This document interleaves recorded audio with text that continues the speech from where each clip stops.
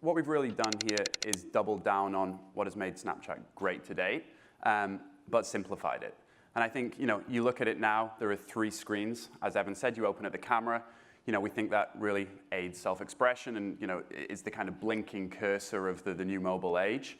On the left-hand side, you have the friend feed.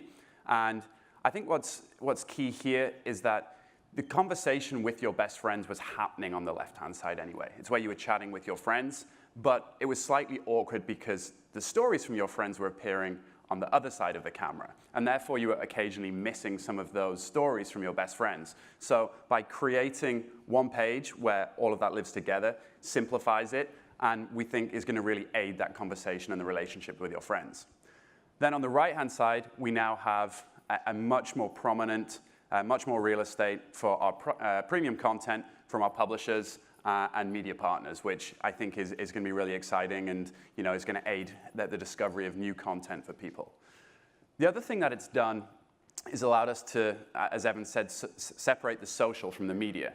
Because we know that the relationships that you have with your friends is very different to the relationships you have with content.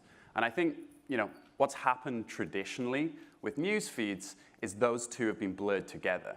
And the signals that were indicating what content you were seeing was based on your friends.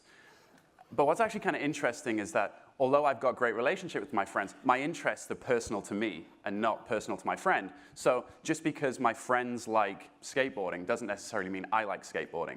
So here, by separating these two aspects out, we think it's a much cleaner solution. And we think that actually what's going to happen is we're going to be able to optimize the two experiences, one to focus on relationships and one to focus on interests.